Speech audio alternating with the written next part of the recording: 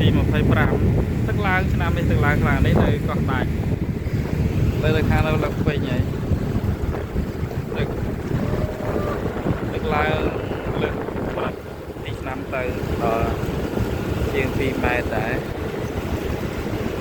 កន្លងដល់កោះដាច់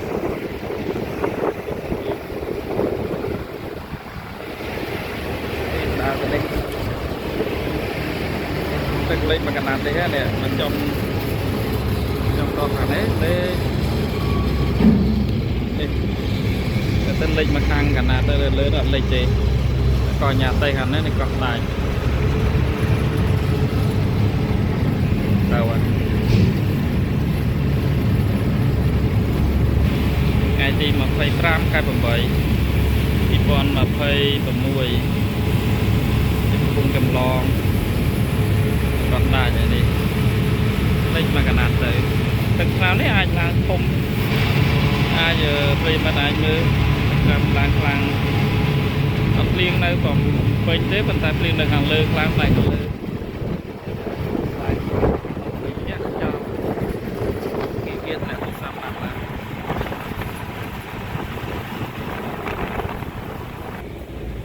នេះអាចឆ្លងចេះឃើញចងខ្លាំងទៅបែរធ្លាក់បាត់ឡើងស្មើខ្លាំងនោះក៏ញ៉ាតៃតែនៅមាត់នឹងអីរីកស្រាវដែរណា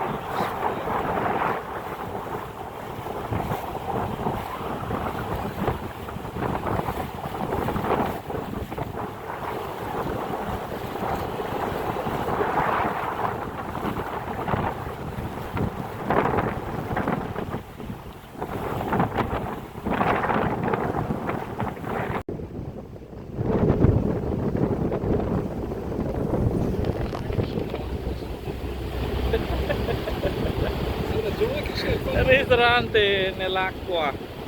Ristorante? Sì. ហាងលិចទឹកអស់ហើយហាងនៅជាប់ទន្លេខាងព្រៃទៀត